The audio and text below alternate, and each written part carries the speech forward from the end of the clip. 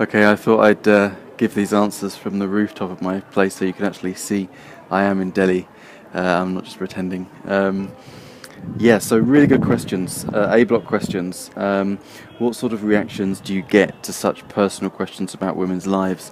Well, the whole reason for developing this peer method where we interview key informants who then go into the community and speak to people is to avoid the kind of bias that you would get in the research by asking people those questions directly.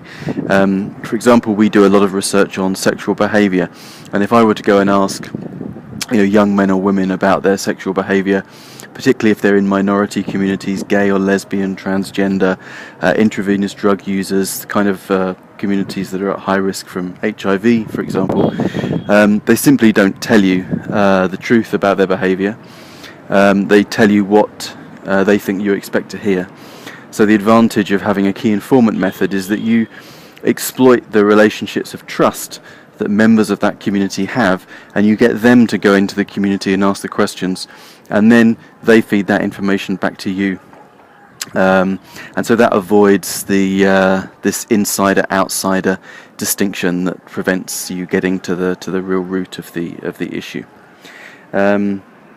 You asked, is there a class difference as well as a gender difference in Nepal? Do richer women go to hospital?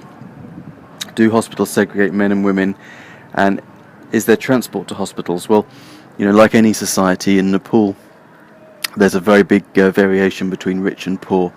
And Nepal being a very mountainous country, a lot of people in the hilly areas don't have physical access to hospitals or healthcare, even despite the cultural barriers. They're simply too far away from the nearest clinic to be able to get there. Obviously, richer people tend to live in urban areas and in the cities, and so they tend to have much better access. And of course, they have access to private clinics, which have a much better standard of care in Nepal. Men and women are obviously segregated, but that's the case for most hospitals. Interestingly, in terms of transport, in Nepal, women are traditionally transported in a basket, so that will be carried on a man's back. So the man will hoist this basket, this special woven basket, on his back, and it's the only way that you can carry someone that can't walk down this very mountainous terrain with lots of small paths that go up and down. Now, one of the crucial issues in maternal mortality is the delay in getting women to care. And one of the delays we find in Nepal is that they have to weave the basket before the women can be transported. So you can imagine, if a woman is in labour, she may have been in labour for a day, 24 hours or more, and then people think, well, this is getting quite serious, it's time to take them to hospital. Only then do they go and start weaving the basket to take the woman to hospital. That's even if they decide to take her to hospital. Many women won't be taken at all, and they'll try and use traditional methods in the village. But one of the things that programs like ours do is to try and make villages prepared for childbirth. So the baskets will already be woven.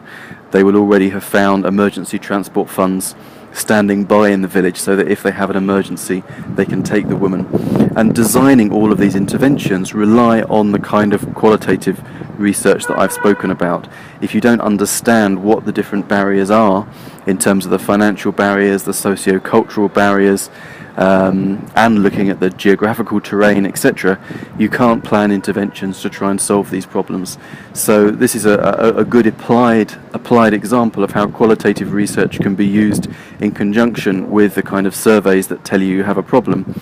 They help you, the qualitative methods help you understand all the dynamics of that problem and help you then plan solutions.